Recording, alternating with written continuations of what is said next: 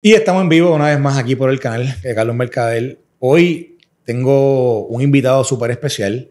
Un invitado que según los rumores de las redes nos conocemos hace muchos años y estamos confabulando cosas. La verdad es que nos acabamos de conocer, pero a mí me honra que esté aquí con nosotros porque sé que es un orgullo boricua, empresario boricua, sumamente exitoso, sumamente conocedor de innumerables industrias que han sido exitosas en Puerto Rico, y por ello también se ha dado la tarea de compartir lo que es su conocimiento, compartir lo que son sus convicciones, y le tengo un gran respeto. Y para mí es un orgullo presentar aquí con nosotros a el empresario. Tú eres ingeniero también, ¿verdad? Sí. Jorge Rodríguez. Jorge, bienvenido. Gracias por tener tu programa y un placer conocerte. No, exacto, el placer es mío. Y quizás empezando por ahí, Jorge, aparentemente, para la gente que nos ha estado siguiendo y nos ha estado viendo, tú y yo pensamos similar en un montón de cosas.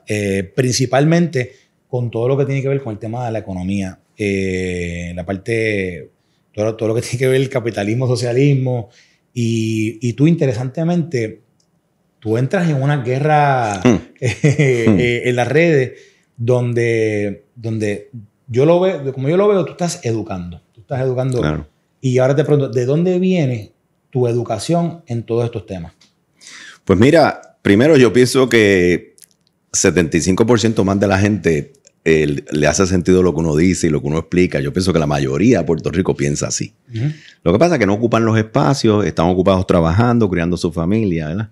Pero no creo que estoy diciendo cosas que son anomalías y que es algo que, o sea, un outlier, ¿verdad?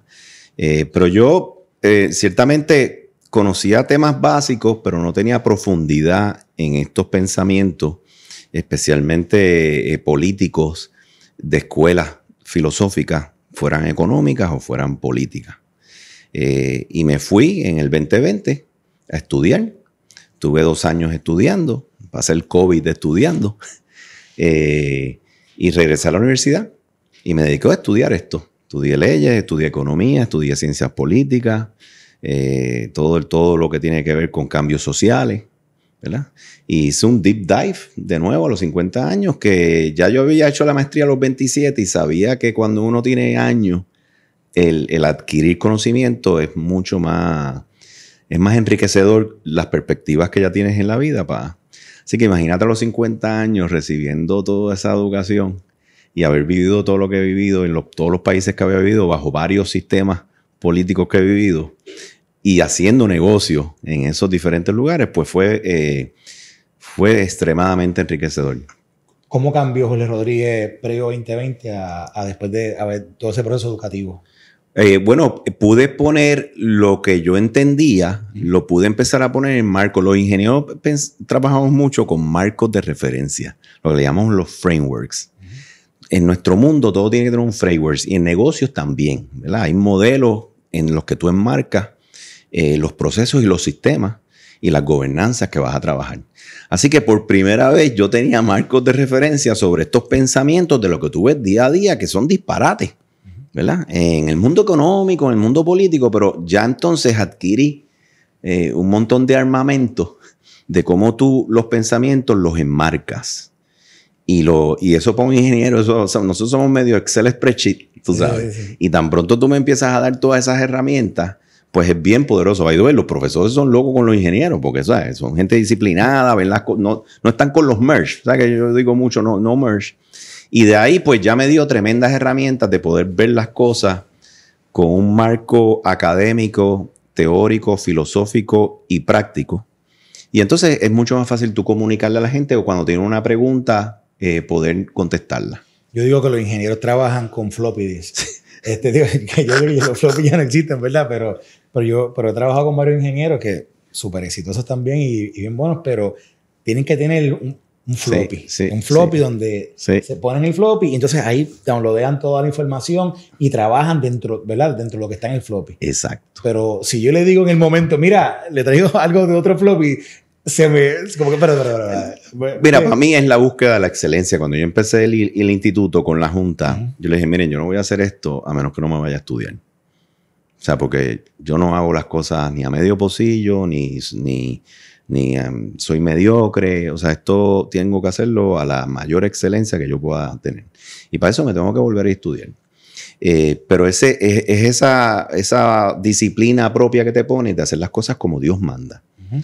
Estamos hablando de escuelas de pensamiento que tienen 400 años, con filósofos tras filósofos tras filósofos, creando teorías, demostrándolas en la vida real, revisándolas.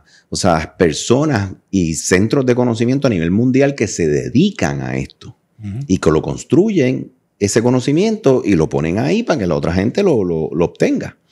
Así que para mí eso es la manera que yo funciono. Recuerda que cuando en ingeniería, pues, tú estás corriendo lotes de cientos de millones de dólares. Sí, sí. Si tú metes las patas, tú botaste cientos de millones de dólares. O sea que cuando tú vas a hacer las cosas, tú las haces bien informado, bien capacitado y evaluando todas las posibles cosas que te puedan salir mal. Así que cuando te dan esos marcos de pensamiento y de referencia bien profundos, bien fuertes, bien claros, pues, o sea, te apodera a tu poder comunicarlo con seguridad. Entonces, tú, todo este conocimiento que fuiste estudiando, ahora que estás interactuando con el mundo. Porque cuando uno entra al mundo de... Sí, estás en el mercado de ideas. Ahora, entra al mercado. Tú te das cuenta que posiblemente hay mucha idea en Puerto Rico que no está clara en cuanto a lo que son las ideologías políticas, sociales, que quizás están arraigadas a nuestro sistema, pero que la gente no puede identificarlas porque quizás le enseñaron que, digamos, que el paternalismo gubernamental no importaba qué ideología política tú tuvieses aquí, si tú fueras estadista o si fueras estadolibrista o si fueras independentista, pero era algo que era parte del sistema y no se reconoce necesariamente de dónde viene ese paternalismo. Entonces tú vienes y tratas de explicarlo y viene alguien y te dice, pero es que eso no es de izquierda, aquí la izquierda nunca ha estado. Entonces tú dices, cuando tú ves algo así, ¿cómo? Mira, imagínate estar en Boston metido en una clase y te van a decir, mira, vamos a hablar, profesor Robichaud, vamos a hablar de las filosofías económicas en este semestre, desde la izquierda hasta la derecha. Y yo, adiós, mira, a izquierda, derecha, o sea, empiezo, ok, y te tiran eso y te dicen, te hace todo el marco, te dice, esto es lo que vamos a estudiar, esta es la paca de libros que se van a leer, estos son los ensayos que tienen que escribir. Y recuérdense que van a tener 4 elementos que van a mover este péndulo. Y me acuerdo escribiendo yo como un nerdito allí, porque los que están estudiando esas cosas allí, que son estudiantes, pues están bragaditos, pero tú sabes que yo soy ingeniero eléctrico. Yo, espérate, déjame apuntar bien. Y me acuerdo como ahora que dice, mira, a mayor sea el control de los activos de producción por el gobierno, más para la izquierda. A mayor sea el control del sector privado y la libre empresa, más para la izquierda. A mayor sea la centralización de ese gobierno, como aquí en Puerto Rico el Departamento de Educación, que te controla todo y no son condales, ¿verdad? A mayor sea el control centralizado del gobierno, más para la izquierda. Y a mayor redistribución de riqueza, más para la izquierda. Y esto es un profesor que lo más seguro es bastante de izquierda, ¿verdad? Uh-huh. Pero te dicen, ese es tu litmus test, ¿verdad? Y entonces yo empiezo así, ¿verdad? Entonces imagínate tú después en la biblioteca leyéndote a Tocqueville, porque yo rápido quiero aterrizarlo en Puerto Rico. Seguro. Y yo empiezo a leer a Tocqueville y digo, diablo, ese estaba bien para la izquierda. Diablo. Entonces empiezo a chequearlo y está todo el mundo para la izquierda. Uh-huh. Y cuando llegas a socialdemócrata, eso es centro-izquierda.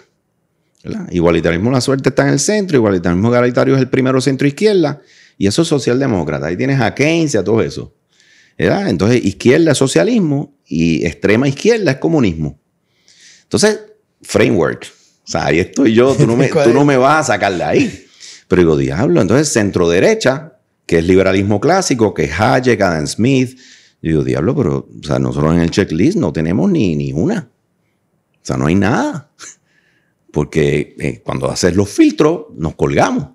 Así que yo empiezo a leer y a leer y a leer y a preguntar a la gente. Estoy leyendo y hago hasta ensayo del tema y digo, Puerto Rico lo que ha tenido es izquierda socialista, izquierda socialdemócrata. Obviamente se supone, porque lo estudias, que los sensores de la sociedad se vean reflejados en el sistema y te informen. Y en Puerto Rico no te ha informado. Y no te ha informado por el Departamento del Tesoro de Estados Unidos, porque uno de los elementos es tu moneda, la inflación y todo lo que vas a hacer. Pero si Estados Unidos está corriendo un sistema más de centro derecho, más capitalista, económicamente hablando, pues esa moneda se mantiene bien. Y esa es la moneda que tú estás usando. Así que ya ese sensor, ese feedback, voló en canto. Sí, sí. Si cada vez que te pasa algo o tienes un problema, el Departamento del Tesoro te manda dinero, pues hay otro sensor que está apagado. De repente los sensores que te explican ellos, que te van a demostrar las repercusiones que esos sistemas tienen, están apagados, los tiene anestesiados el gobierno de Estados Unidos. Eso es bien fácil de entender. Cojo la clase de petróleo, los países que tienen petróleo, que tienes tu nombre económicamente hablando, porque cuando tú tienes una riqueza bien grande que tiene un valor en el mundo, te fastidia la curva de oferta y demanda, los costos y el valor. Porque tienes una riqueza que le regalas el dinero a todo el mundo. Y tienes un problema muy serio.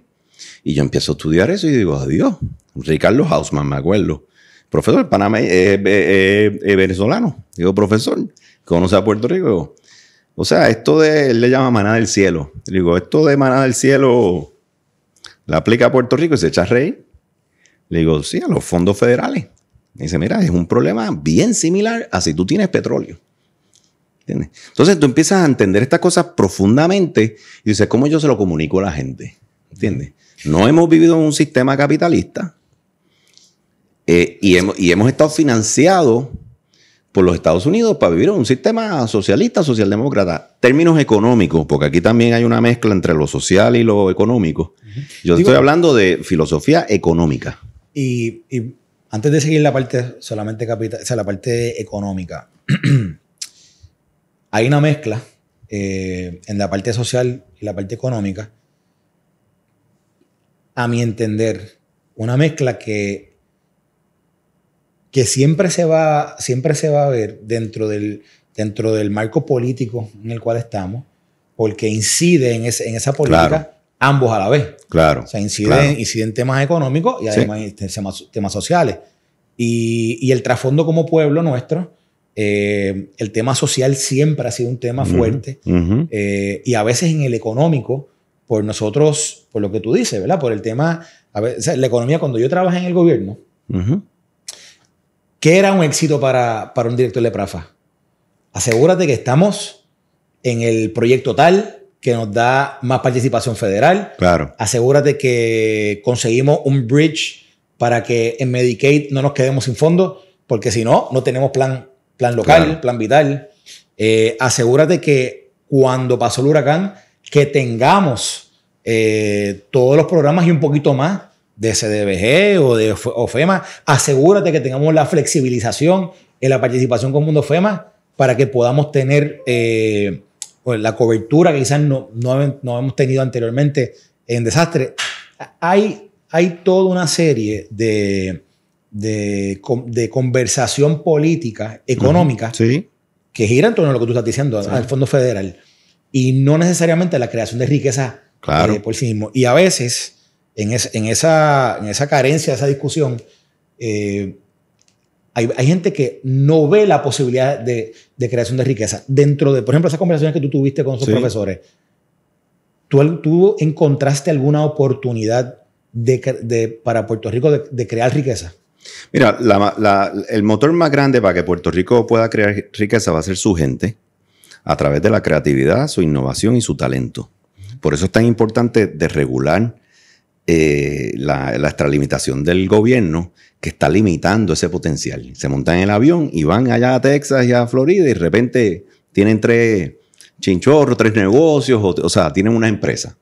¿Qué ocurre? Ese potencial es el que tú quieres, tú tienes que sacarlo de la gente. La gente tiene que florecer aquí y no puede florecer en otro lado, porque ese es el que te va a crear la riqueza.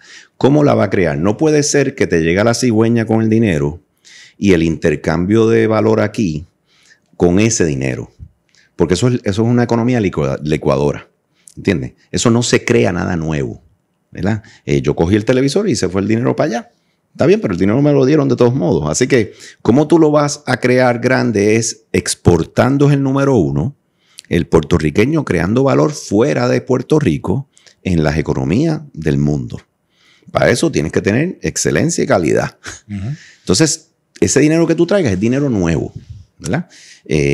Una es exportando y obviamente es que te venga dinero por el turismo, cuando te llega el turismo. Si tú sigues $1, ese dólar que tú tienes, ¿de dónde viene? Pues mira, más del 70 y pico, 78% viene del gobierno federal. Sí. Y eso es pobreza, eso es dependencia. Así que el dinero, la oportunidad más grande es tú hacer tu intercambio comercial del valor creado en el mundo, allá afuera. Pero, ok, y llevándolo a lo práctico. ¿Dónde tú has visto, digo, aparte del turismo, porque vamos a dar una conversación del turismo ahora, pero aparte del turismo, ¿dónde tú has visto quizás una oportunidad donde se puede crear valor? Mira, porque yo sé que el recurso humano nosotros lo tenemos. Sí. Y yo me atrevería a apostar cuando, por ejemplo, yo viví en Washington 12 años y medio, y en ese tiempo yo conocí tanto puertorriqueño exitoso, tanto a nivel del gobierno federal como en la empresa privada. Y exitoso, o sea, gente que, tú sabes que aquí en Puerto Rico hay un complejo a veces de gente que, no, es que ese blanquito se vino de yo no sé dónde, se vino de un colegio de San Juan, un colegio.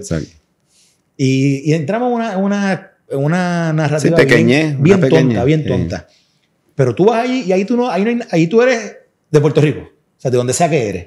Allí nadie entra, ¿verdad?, en la discusión de qué colegio tú estuviste o dónde fuiste. No, eso no pasa así. Lo que sí se da es que tú te relacionas con mucha gente que están trabajando todos los días, que están esforzándose duro y que son muy exitosos. Así que yo siempre he dicho que el talento y la capacidad del puertorriqueño está ahí. Ahora, ¿dónde nosotros la ponemos en práctica para poder exportar en forma de que nos genere un peso más, riqueza aquí en la isla? Mira, antes de contestarte directamente eso, es importante que está ahí, pero se tiene que marchar o está machacado. La extralimitación del Estado no le permite florecer. Ahora, si sacamos eso al lado y ponle que se remuevan todas esas regulaciones innecesarias, licencias ocupacionales, permisos, registro de propiedad, todo lo que hace difícil que tú puedas estar en posición de hacer un intercambio de valor, si tuviéramos eso ideal, tú vas a tener aquí un campo científico por la industria de la biofarmacéutica que te genera bastante conocimiento a nivel de todo lo que es el clinical trial, todo lo que es la biotecnología. Producimos muchos científicos y es lo que le llaman en crecimiento económico la teoría del mono. O sea, el mono va brincando de palo en palo. Entonces, hay una teoría que te dice donde tú más growth vas a tener es en los palos que tú puedes brincar dependiendo del palo que tú estás, ¿verdad? Así que si yo estoy en farmacéutica, estoy en manufactura, en medical device, aquí se hace mucho desarrollo del producto. Viene la versión 3 del marcapaso y en 2 años están en la versión 12 y 8 de esos cambios los hicieron los locales. ¿Entiendes? ¿Qué pasa? Esas personas pudieran crear un R&D center o crear una compañía que brinda ese servicio. Pero la extralimitación que tiene el gobierno ahora mismo no deja que eso ocurra. Ok, pero por ejemplo, vamos a coger el caso del marcapaso. Esa patente no es nuestra. Esa patente, o no es del puertorriqueño per se, digamos que en este caso es de Medtronic. Sí. ¿Verdad? Medtronic tiene una patente del marcapaso. Y el puertorriqueño que la está trabajando ahí ha visto su evolución del paso 3 al paso 12.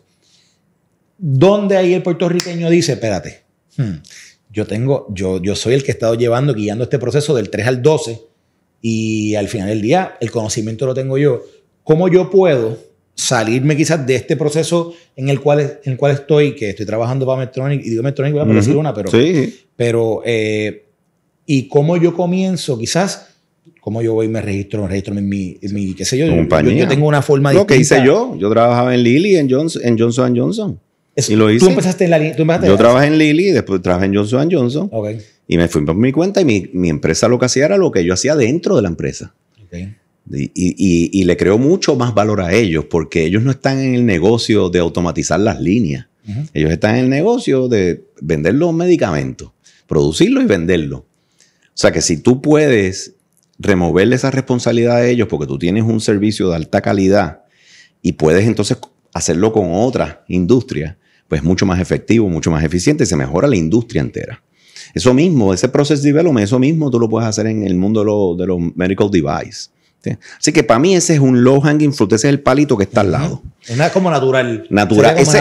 Ese no lo tiene nadie. Eso lo tienen 4 jurisdicciones: Singapur, Irlanda, Puerto Rico y Estados Unidos.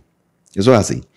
Y eso lo hemos perdido porque es que el sueño de tú hacer eso, yo no pudiera empezar Pasif hoy. Yo empecé en el apartamento de Tito Bosch allá en Miramar y yo no tuve patente por 3 años. No sabía ni que había que tener patente. Yo empecé a hacer negocio. ¿Entiendes? Y tú utilizaste... En un apartamento. Y pues, utilizaste el proceso con el cual sí, yo era un ingeniero que sabía programar y sabía hacer automatización de procesos. Tenía las conexiones. Siempre trabajé muy bien dentro. Hacía buen trabajo. Le dije, mira, me voy por mi cuenta. Echa para acá. Mis 2 patronos fueron los primeros 2 contratos que tuve. ¿Entiendes? Pero... hoy en día montar ese negocio es tan difícil. Por el gobierno, tú dices. ¡Puf! Todo lo que te pide. Todo lo que te pide. Así que tú tienes que remover eso porque el role modeling es importantísimo. Y si tú no ves al vecino y al otro que lo hizo. Seguro, sí, seguro. El otro mundo que para mí es un potencial bestial, especialmente para traer riqueza creada que intercambias en extranjero, es todo lo que sea digital. Todo lo que es el internet, todo lo que es, ¿verdad? El mundo virtual, donde tú puedes, de una manera con muy pocos recursos, tú puedes llegar al mundo. De acuerdo. Y puedes entrar en ese mundo y empezar a hacer un intercambio en ese mundo económico. Pero mira, pero por ejemplo, hablando aquí de las diferentes filosofías, ideologías que están como que dentro de la piel del sistema nuestro. Yo, cuando estuve en el gobierno también, en un momento dado fuimos a Silicon Valley. Y en Silicon Valley le fuimos a hacer una presentación de lo que teníamos como idea de un nuevo Puerto Rico. Nos reunimos con la gente de Facebook, nos reunimos con la gente de Airbnb, nos reunimos con los fundadores de Airbnb, con Sheryl Sandberg en Facebook, nos reunimos con fundadores de LinkedIn, nos reunimos con el de Uber. O sea, fuimos a un fondo de inversión. Y ahí llevamos a una compañía puertorriqueña que estaba levantándole fondos a startups locales para que desarrollasen sus ideas de aplicaciones y qué sé yo qué más. A mí me llamó un montón la atención porque dentro de esa conversación que se estuvo dando allí, el fondo se llama Horowitz y no me acuerdo cuál es el segundo apellido. Esta gente estaba fondeando compañías. O sea, yo creo que el mínimo de funding eran 100 millones, cosas así. Y cuando la gente de Puerto Rico hace la presentación, dice, bueno, pero nosotros hemos llegado como hasta 5 millones en funding a una compañía. Y yo en mi mente, yo decía, nosotros estamos aquí hablando de esta gente que están en las grandes ligas de verdad. Claro. Y quizás, y esto es una pregunta que te hago, ¿tú no crees que hay una mentalidad limitada de lo que podemos hacer, por ejemplo, en esa área de la tecnología? Porque aquellos están pensando en el mundo y no sé si el que se está desarrollando en Puerto Rico piensa en el mundo. No, mira, esa para mí es la esencia de las preguntas que vas a hacer en el tema, porque el primer elemento que tú tienes que tener como humano para crear algo es la visión. ¿Ok? La visión del puertorriqueño es bien pequeña.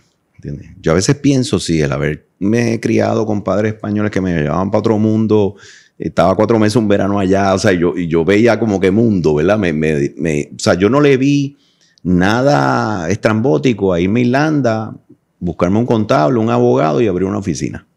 ¿Entiendes? Porque eso es bien normal. Ir a Estados Unidos menos, ir a 3 estados y abrir una oficina menos. Pero al día de hoy, eso en Puerto Rico es algo un poco estrambótico. Al día de hoy, que es absurdo por completo.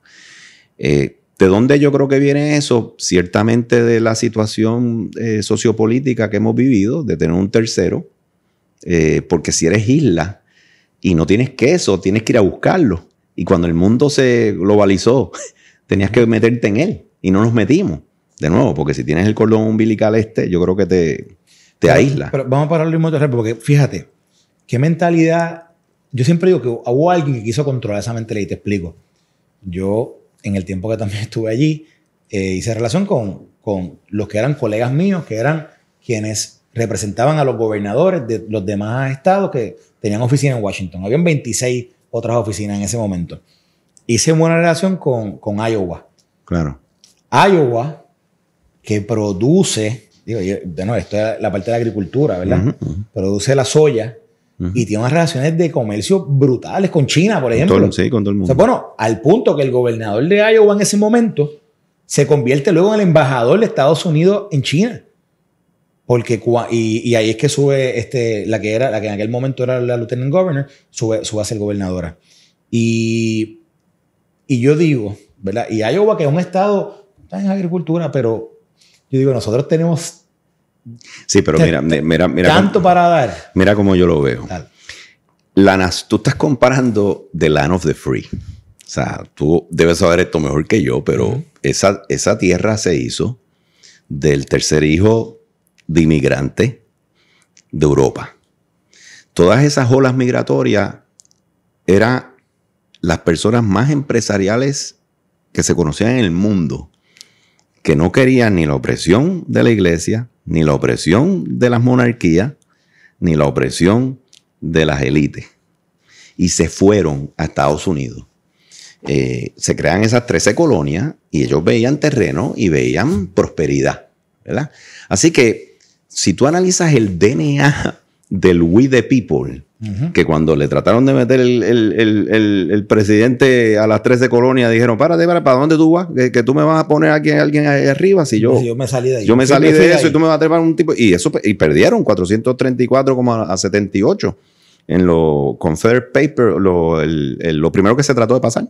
Sale todo el Bill of Rights, dice, esto es consent of the governed, ¿verdad? Nosotros somos los que mandamos aquí. Esa cultura se va a reflejar en el mundo económico, en el mundo empresarial, porque tienes la libertad. Cuando tienes todos los años que ellos han tenido, empiezas a tener el role modeling y empiezas a ver que vas a poder, con el talento, tu creatividad y tu innovación, crear y producir para el bienestar de la sociedad y del mundo. Y cuando tú arrancas esa máquina, que es la máquina del capítulo, cuando tú la arrancas, no hay marcha atrás, no hay quien la pare. Porque no hay mayor satisfacción para ti como ser humano que crear algo que tú visualizaste y lo viste y que de repente es algo que la gente quiere, que alguna gente hasta la necesita para vivir. ¿Me sigue? ¿Dónde en esa historia Puerto Rico? Por eso, que nuestra historia no tiene nada de eso en su DNA. Pero fíjate, ok. Y para mí se va a reflejar en la manera que como empresarios y como personas de negocio nos vamos a desenvolver. Pero tú no crees que... Mira, vamos a ir a Puerto Rico 1898. Y no quiero ir mucho para la historia, pero quiero traerlo porque yo siento que hay un pensamiento que todavía predomina. Claro. O está en la tierra, o está en el aire, o está en algún lugar, pero está por ahí. Y los españoles lo tenían también. Pues sepa dónde va a coger, pero los españoles lo tenían también. Pero yo lo digo vamos a partir de la relación con Estados Unidos. Claro. Que desde ese momento comienza una relación nueva política y estamos en el desarrollo de ese experimento político, claro, porque Estados Unidos está creciendo, o sea, se está desarrollando realmente, no está necesariamente en todo su apogeo en ese momento. Pero nosotros nos convertimos en parte de eso. Y, ¿verdad? Y siendo la relación política que sea, y dentro del desarrollo de esa relación política, que en realidad no es que cambió mucho en términos de lo que es Puerto Rico para los Estados Unidos, pero sí fue adquiriendo o sí fue desarrollando cierta voz como para decir, oye, o yo soy uno igual que los demás otros que están allí, o puedo ser uno distinto. Pero, ¿verdad? Pero esta discusión política que se ha dado en Puerto Rico por los últimos años es eso. ¿Cómo es que todavía, ¿verdad? ¿Cómo tú lo ves? Porque es que no hemos desarrollado quizás algo que estados han desarrollado donde nos estamos viendo con ellos todos los días, ¿sabes? Compartimos las mesas, compartimos las ideas, tenemos puertorriqueños que van y vienen. Oye, hay más puertorriqueños en los estados que aquí. ¿Por qué tú crees que no hemos podido cambiar ese chip? Por dos cosas. Primero, no creo que tengamos todavía masa colectiva, porque tú tienes una dependencia, tú eres el número 1 per cápita en dependencia en los Estados Unidos. Esa dependencia viene cultural y con histórica, la económica. Histórica. Tú sales de una pobreza de los más pobres en Latinoamérica, en menos de 30, 40 años, te conviertes en el ingreso más alto per cápita en toda Latinoamérica. Eso es anormal. Eso le crea un short circuit a cause and effect. Por eso tú ves, yo uso el ejemplo de República Dominicana, que van poquito a poquito, porque eso va construyendo en la sociedad unos elementos de evolución sostenibles. Y va escalón a escalón. Puerto Rico no tuvo eso. Hizo un short circuit y literalmente hay gente que cree que el dinero sale de los palos, ¿verdad? Pero ese short circuit te trae problemas. Creó un gran bienestar con una gran oportunidad, pero te trae problemas. A lo que voy es que concluyo, que el político se dio cuenta que con el financiamiento estadounidense podía comprar votos. Podía crear un quid pro quo en que yo te voy a tener tus cupones de alimentos, yo te voy a tener tu plan 8, yo te voy a estar subsidiando a los negocios, porque aquí todo el mundo tiene decreto. O sea, yo voy a, con este financiamiento que no es creado por nosotros los puertorriqueños, es con el dinero de allá, así que a nadie le duele. Así que ese cambio, todas las uniones, cómo yo empiezo a crear aquí, en vez de dejar que el pueblo fuera, el we the people, se construyera. ¿Entiendes? Y ahora mismo yo creo que estamos en eso, un intercambio de acuerdos entre sectores de la política y la actividad productiva. En vez de decir, mira, yo aquí creo las reglas y tú entiendes de allá. O sea, aquí, mucha gente de negocio tiene que estar llamando para que les resuelva. Entonces es un intercambio. El sistema y los procesos no están funcionando, mucho menos la gobernanza. Y el problema es que cuando tú ves que tiene una recompensa política, que puedo salir reelecto, que puedo entonces tener los recursos que necesito para poder seguir creciendo, lo que quiero hacer, pues mira, se crea el mundo de los dependientes y los que dependen de los dependientes. O sea, eso tú no lo ves. Mira, el ejemplo más claro, yo me acuerdo en Indiana, yo tengo una oficina. Este es mi ejemplo ahora, es que yo me doy cuenta de estas cosas. En Indianápolis. En Indianápolis. Y Mitch Daniels me escribe a la oficina. ¿Estando en la universidad o estando...? No, yo trabajaba allí. No, siendo gobernador. Ok. Y Mitch Daniel le escribe a la oficina y dice, mira, me gustaría que Jorge pase por aquí. Yo conozco a Mitch Daniel poco, pero Mitch Daniel era el presidente Lilly. Mitch Daniel habla español. Y Mitch Daniel ha venido a Puerto Rico. Y él ha entrado a la planta donde yo trabajaba y nos saludaba. Y para los que no lo conocen, en algún momento era considerado un fuerte condenado a la presidencia. Exacto. Por el Partido Republicano. Exacto. Y él escribe unos libros y era tremendo ser humano. Una persona bien de meritocracia y bien, o sea, nada de esto político. Presidente de Lilly, o sea, él se sale, se mete en la política y él le escribe a la oficina y él ya sabía que Pacif estaba allí, ¿verdad? Y dice, mira Jorge, pasa por aquí. Y yo voy para allá y lo primero que veo que es el Capitolio. Entro allí, pregunto en información y me dicen por esa puerta. Y me meto por esa puerta y hay varias muchachas allí trabajando y me dicen, él está allá. O sea, y llego allá. O sea, que no había ninguna... Yo, wow. Y dice, Jorge, que quiero hacer cosas con los hispanos y tú eres un role model para el hispano, ¿verdad? Y quiero hacer varias iniciativas. Me gustaría poder contar contigo. Y mira, claro que sí. La cosa es que después que me invita a un programa que era de los líderes empresariales de Indiana. Y el asesor de él me dice, mira, vamos a estar allí, el lieutenant governor y yo llego y él está llegando, el lieutenant governor guiando y él al lado. No hay motoras adelante, ni motoras atrás, ni nada, ¿verdad? Esa es la primera vez que yo tengo como un contacto y yo digo, nada de escolta, tú sabes. Y yo, obviamente, nos conocemos por este tema de Lilly también, así que se baja, ¿cómo tú estás? Él entra por ahí, nadie ni le hace caso. Llegamos al ballroom. Él se sienta en una mesa, no dice reserve ni nada de eso. No hay Chicago Bulls, tú sabes, andada, nada de eso. Él habla, se sienta y ahora es que yo me doy cuenta que se termina el evento y yo veo a todos los empresarios hablando entre ellos y yo lo veo a él allí solo y después habla con una persona y con otra, pero tú no veías ese hormiguero que le cae, ese mosquero que le cae encima. Nada de eso, se fue. Estoy hablando ya hace 15, 16 años atrás.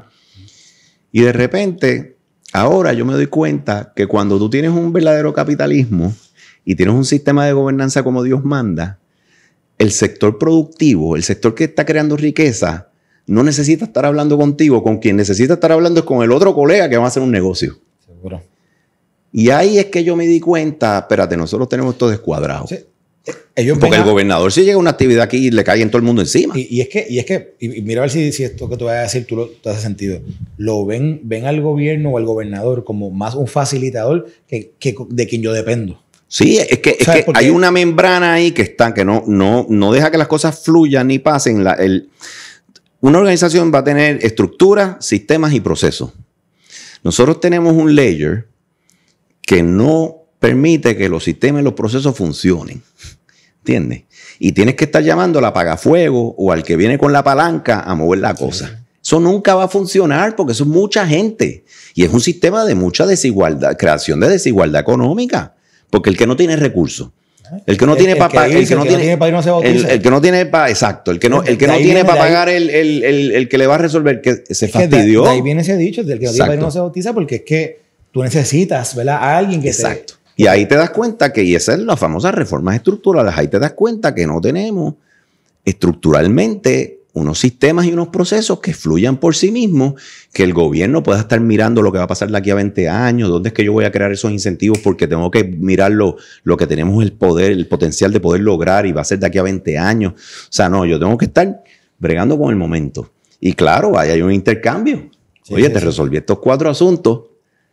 Te veo en mi cumpleaños, ¿entiendes? Eso no es democracia ni es gobernanza, sana administración. Ahí en Puerto Rico está viviendo ahora mismo una situación que es interesante. Yo estoy todos los días en radio y estoy a veces en televisión y dependiendo de quién me está haciendo la pregunta o quién hace el análisis o qué temas está tocando de todo lo que tiene que ver los fondos federales, o dice, nosotros dependemos demasiado de los fondos federales, o dice, y lo ve como que se nos van a acabar, y otro dice, pero tenemos fondos federales y podemos. Sí. Entonces, es como un... Okay. Sí. Dentro. Es doloroso porque yo le llamo... es bien doloroso, te voy a decir por qué. Porque cuando Dan Eisenberg y Lessinger, presidente Babson, vinieron a lo que te hablé del proyecto del 2009, nosotros le dimos un tour en helicóptero. Y Dan Eisenberg es un conocido a nivel mundial del empresarismo. Ellos no podían creer el install base que había en Puerto Rico de farmacéuticas y medical devices. Ellos llegaron y se quedaron como que... patidifuso, dicen, wow. Pero patidifuso, sí. O sea, pues una concentración que Irlanda la tiene en Cork, pero esto es heavy. 2009-2010. Y que Irlanda ha robado un poquito de lo que había. Pero Irlanda, al ser más grande la extensión, es más difícil. Tú puedes capturarlo todo con una trillita de helicóptero, lo mataste rápido y dices, diablo. Entonces, le chocó. Y le digo, Dan, ¿qué piensas? Y me dice, the biggest missed opportunity I've seen in my life. O sea, esta es la oportunidad más perdida que yo he visto en mi vida. ¿De qué tú estás hablando? Y me dice, esto se llama, lo que se llama el overspill, ¿verdad? Y cómo tú te beneficias de ese share value que están creando ellos. Y dice, bueno, entonces estudia, me dio varios libros. O sea, estos son unos clusters. Esto es un cluster descomunal, que lo es. Y se supone que ese overspill caiga a la sociedad y a otros elementos económicos y que ustedes estén ahora haciendo unos intercambios con el conocimiento que adquirieron, servicios de ingeniería y todo eso, lo que era PASIF. Pero en grandes ligas, o sea, con publicly traded companies, las compañías de janitors. O sea, yo cuando trabajaba en la industria, las cafeterías y las compañías de limpieza eran empleados de la farmacéutica. Y de repente empiezas a ver que llegan esas empresas de otros lados cuando podían haberse hecho aquí. Porque aquí vas a tener una escala bestial para crear eso y después te vas afuera. Y montas eso y de repente haces tu agreement corporativo y de repente tú eres la empresa y cuando vienes a ver estás publicly traded, ¿verdad? Pero eso no pasó. Entonces, lo que yo estoy viendo ahora es exactamente eso mismo. Tú tienes 83 billones para reconstrucción y los 30 billones que te llegaron de COVID. O sea, tú tienes una oportunidad que en la historia de Puerto Rico jamás ha sido en tan poco tiempo como esa, porque farmacéutica fue mucho más tiempo. Pero tú tienes una oportunidad que muy pocas sociedades en el mundo tienen. Es que no hay sociedad en el mundo ahora mismo que tenga esos billones de dólares a su disposición. De acuerdo. Y se van a utilizar mal, se van a perder todo, no vas a construir los motores de producción que tienes que construir, porque you need to prime the pump. O sea, esto es como yo primeo la bomba y la arranco para que cuando me quiten eso, ya esa bomba está arrancada. Eso es lo que tienes que hacer. Lo perdimos con la biofarmacéutica cuando las teníamos y no creamos todas esas empresas de servicios secundarios y terciarios que son actividad económica primaria. Tienes que convertirla en una actividad económica primaria que esté basada aquí, que esté trayendo riqueza al mundo. Y ahora mismo tenemos que crear empresas en infraestructura, haciendo carreteras que de repente son empresas que estén en otros estados, en otros lugares. Yo digo lo mismo, incluso, por ejemplo, y te quería traer ahorita el punto de lo que yo veo que es la industria del desastre. O del manejo del desastre. Claro, o claro. Sí. de la recuperación del desastre. Vamos a ponerlo... sí, tienes infraestructura, telecomunicaciones, ingeniería. Y manejar esos procesos no es fácil. Eso tiene un expertise, eso tiene una... hay un learning curve, hay una curva de aprendizaje que una vez tú lo desarrollas, una vez tú te conviertes en un experto en ello, eso no lo tiene todo el mundo. No. Y de momento cuando tú miras la economía de lo que es la recuperación de un desastre, que yo digo que explota realmente con Katrina, posiblemente había comenzado ya desde antes, desde Andrew, huracán Andrew en la Florida, pero cuando realmente explota de una manera increíble era con Katrina por el tema de que estaba un área que era deprimida económicamente, y cuando viene el desastre, yo le digo que lo que pasó con Puerto Rico con el huracán María, que fue que decorrieron el velo de la realidad de Puerto Rico y nos quedamos en nu. Sí. ¿Sabes? Que el mundo vio que no era... Mira, cuando en el 2016 se va a legislar promesa, que yo estaba en Washington, yo no trabajaba en gobierno, pero estaba en Washington y colaboraba... Bueno, en aquel momento estaban dos organizaciones sin fines de lucro que trabajamos con política pública. Y cuando estaba toda esta discusión de si promesa o cualquier otro vehículo económico pudiera pasar como proyecto de ley en el Congreso para que trabajara con el tema de Puerto Rico, estaba pasando lo del caso de Siria y la guerra en Siria. Entonces, la guerra estaba generando una migración masiva. O sea, yo me acuerdo que nunca me olvido un retrato de un magazine, creo que era Time Magazine, que enseñaba una foto de lo que ellos llaman las caravanas de migración, que eran pero cientos de miles de personas moviéndose de allí. Entonces, y nace, o por lo menos nace a mi conocimiento, en esa coyuntura, el concepto de la crisis humanitaria. Vale. Sí, habilitar lugares para que puedan estar. Ajá, entonces, ¿qué pasa? Pues la gente de Puerto Rico que están tratando, ¿verdad?, de empujando de cabildero, agencia de publicidad, gobierno, pero uno dice, adiós, crisis humanitaria. Y viene y le meten a la crisis humanitaria al tema de Puerto Rico.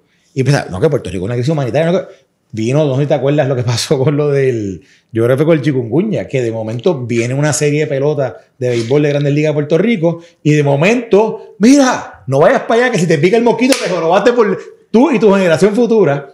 Y entonces cancelan aquello y de momento, no, bueno, de momento vamos un día a una oficina de un senado de Nevada, ¿visto? Que para descanse Harry Reid, y yo me acuerdo como ahora que me dice la persona de la oficina del senador, me dicen, mira Carlos, es que el senador no quiere ver la gente morir en las calles en Puerto Rico, y yo digo, pero ¿quién se está muriendo ahora mismo en las calles en Puerto Rico, verdad? Pero el concepto de crisis humanitaria, eso es lo que inmediatamente les trae a ellos a la mente. Claro. Y eso puso presión política para que esa crisis... Exacto, y eventualmente fuera promesa. Y promesa, como tú sabes, no tenía nada realmente de desarrollo económico para Puerto Rico. No había, era más bien, era quiebra, reestructurarse y mollero para que ese gobierno cambie. Bueno, así y tenía un manager para bregar con toda la costra de que no funcionaran las cosas, ¿verdad? El facilitador exacto, el agente revitalizador. Que es básicamente un engrasador de los sistemas y procesos, porque si se trancan, pues yo te voy a ayudar. Que lamentablemente yo creo que no le hemos sacado provecho a eso y te puedo entrar en ¿verdad? Yo creo que ha pasado ahí, pero te traigo todo este contexto porque cuando finalmente pasa el huracán, está la discusión de que, mano, ahora sí, Puerto Rico está bien chavado, porque tras de que estamos viendo que mira ese sistema eléctrico que estaba pero perdido hacía 50 años allí. Sí. Mírate, las represas se iban a romper allí en Guatajataca, allí no son de más. Mira la gente que se quedó sin techo, mírate las carreteras como cabrón. Pero Puerto Rico Puerto Rico no estaba ni bien mantenido hace mucho tiempo. Claro. Y ahí entra en cuenta de que, espérate, Puerto Rico, contra nosotros tuvimos un proyecto de ley hace poco, no hubo nada hecho, ahí tenemos que de alguna manera compensar. Y ahí es que comienza esa discusión en Congreso de cómo es que económicamente, con esta ayuda del huracán, podemos incentivar esa economía. Y de nuevo, ahí se dan las asignaciones estas históricas de CDBG, de FEMA. De ahí es que realmente viene que se dice, este es el desastre más grande de los Estados Unidos por el impacto que tiene en la evaluación de daño y en la parte económica. Entonces, y algo interesante que va con lo que tú acabas de decir. En esa discusión, que esto ya casi ni se habla públicamente, pero la discusión que tuvimos con Casablanca en aquel momento, Casablanca no quería darnos chavo. Casablanca quería que de alguna manera o se le diesen a la Junta de Supervisión Fiscal y que la Junta lo manejara, sin entender que la Junta no tenía gente para esto, ni tenía expertise tampoco, o que alguien más lo manejara, pero ellos no querían necesariamente, ¿verdad? Por todos los mitos que había con el gobierno, unas realidades, otros, yo creo que también muchos mitos, pues que no lo corriera. Pero entonces, Casablanca sí entiende que si nos van a dar dinero, que debe haber algún tipo de protección al dinero que nos van a dar, y dicen, y miren, nosotros queremos que ustedes no construyan lo mismo que había, porque lo mismo que había se construyó hace 70 años atrás, 60 años atrás. Claro. Y si ustedes vuelven y construyen la misma planta generadora, va a volver a estar ya mismito. Así que nosotros vamos a cambiar, vamos a sugerir un cambio de ley y se cambia Stafford Act, que es la ley ¿verdad? que fondea a FEMA, le da el dinero a FEMA, y nos permiten construir nuevo. Claro. Que va con lo que tú estás diciendo ahorita, que la oportunidad de reconstruir a Puerto Rico está ahí. En esos fondos y en esos cambios de ley que reconocen la situación de Puerto Rico y dicen, contra, esta es la oportunidad porque Puerto Rico produzca algo nuevo, o sea, construye algo nuevo que les permita, ¿verdad?, continuar hacia adelante. Tú dices que tú crees que vamos a fracasar. Yo estoy más esperanzado. Yo creo que bueno, en el tiempo que pude participar dentro del gobierno en la parte de planificación, porque realmente esos 2 años posteriores al huracán fue mucha planificación, pues yo creo que se adoptaron o se trataron de incorporar muchas ideas que iban en torno a que Puerto Rico pudiera ser un lugar distinto, que pudiera mirar distinto, producir distinto, estar construido de una manera distinta. Han pasado ya del huracán, ahora se cumplen 7 años. Yo digo que este proceso va a durar posiblemente 15 a 20 años más. ¿Tú de verdad lo ves como un camino al fracaso? ¿O tú crees que yo creo que vamos bien mal camino. Okay. Y te voy a explicar técnicamente por qué. Esto se amarra a fallas de mercado y a crecimiento. El modelo que te demuestra que tú tienes poco crecimiento o mucho crecimiento esto es Roderick, Velasco y Hussman, y lo tienen muy claro y mucha gente está de acuerdo en el mundo de growth de las sociedades. Es que las 2 fuentes de crecimiento sostenible es la inversión privada y el emprendimiento. No es la inversión gubernamental. Esa es temporera. Esos son primes de pumps. Sí. Ok. Puerto Rico, para que tú tengas alta inversión privada y alto emprendimiento, tienes que tener lo que le dicen sound money. Puerto Rico lo tiene porque tiene el US dollar, pero tienes que tener acceso a sound money. Nos colgamos, ahí está la Junta, promesa y todo ese tema, ¿verdad? Ya ahí tienes un strike. Te dice que tienes que tener recurso humano, capital humano, el human return. ¿Ok? Puerto Rico, 600,000 personas que se te han ido con una alta base productiva ahí. Antes del huracán estaba frágil. Por eso yo pienso que cuando llegó todo ese dinero, o sea, el sistemita no tenía un buen yield. Así que no le meta que no va a sacar. Pero el que te voy es, el tercero es apropiabilidad. Si lo que te da $1 es bajo, tú vas a otro sitio. En la appropriability. O sea, eso es bien importante. La appropriabilidad en Puerto Rico es malísima. Es más, aquí en verdad los que invierten es los que tienen una conexión, una relación y que es algo oportunista. No es este fondo de inversiones que puede estar invirtiendo hacia el mundo y dice Puerto Rico es tremendo lugar para invertir. El retorno y la apropiabilidad va a estar ahí. Así que tienes una probabilidad. ¿Qué causa apropiabilidad baja? ¿Qué son las dos cosas que te causan apropiabilidad baja? Fallas institucionales y fallas de mercado. ¿Y cuál es la fuente más grande de fallas de mercado? Fallas institucionales. Para mí Puerto Rico, eso es Why Nations Fail, de Acimaglu, te lo dice claro.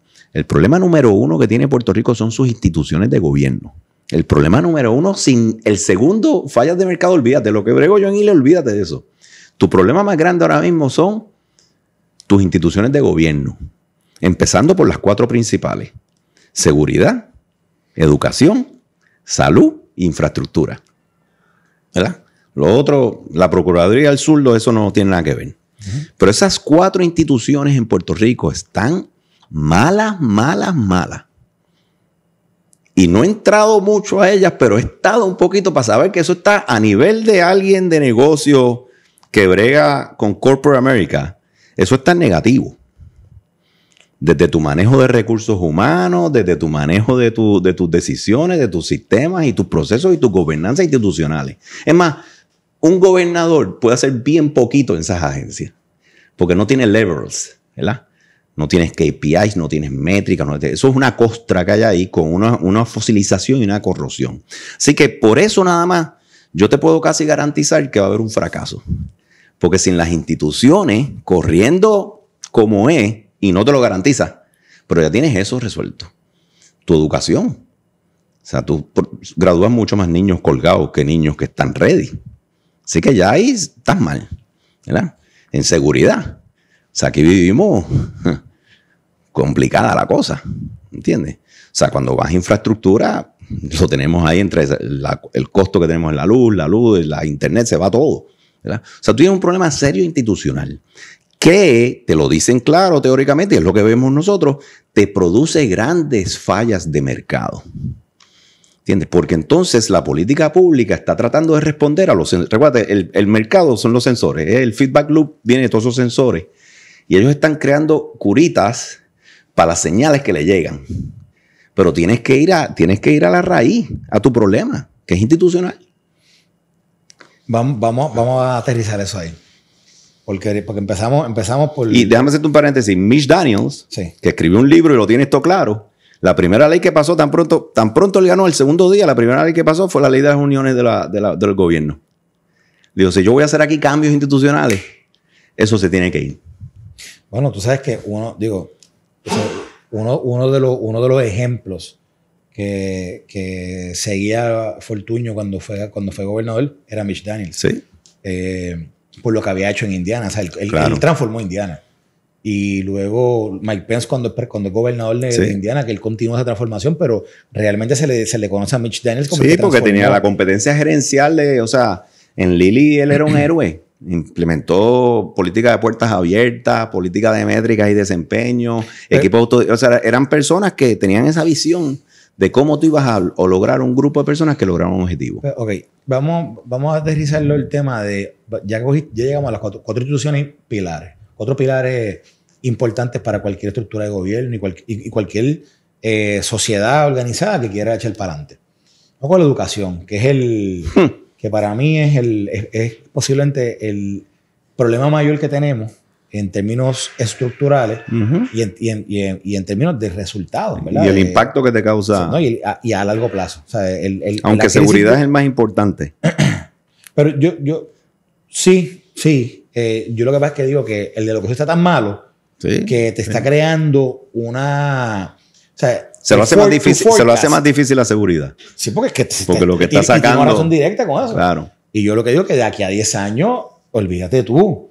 Si no controlamos parte de esto. Pero quiero para hacer un análisis que pueda ayudar a la gente que vea esto.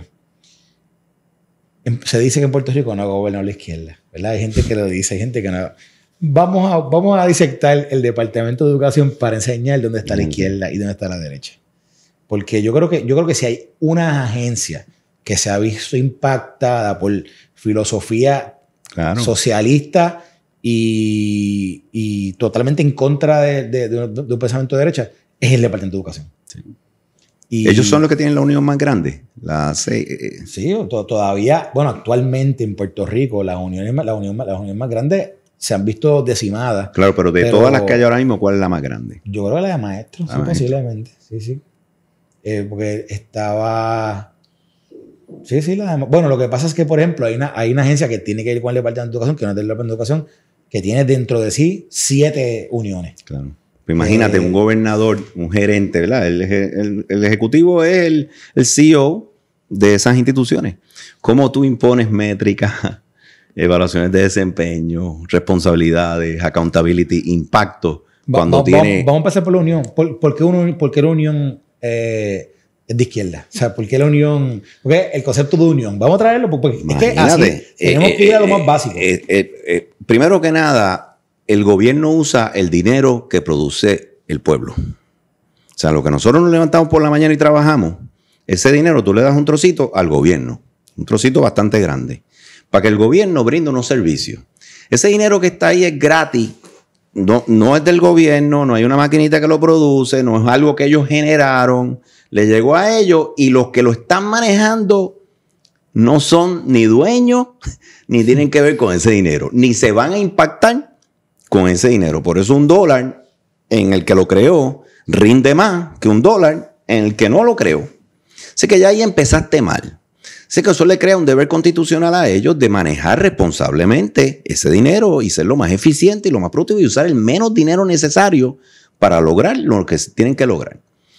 ¿Qué ocurre? Cuando ese monto de dinero viene pareado, está 2-1 en la contribución federal en Puerto Rico, 2 veces la local. El único estado, jurisdicción que lo tiene. Te llega de los que producen allá, los estadounidenses, que no es ninguno acá, a menos que los que paguemos impuestos federales, pues filete, porque ya creció el bizcocho, ¿verdad? Así que ese bizcocho está ahí for grabs. Se lo van a pelear. ¿Y qué pasa? Yo quiero ganar más, yo quiero tener mejores beneficios, yo quiero una serie de beneficios con muy pocas consecuencias que vayan directas a mí.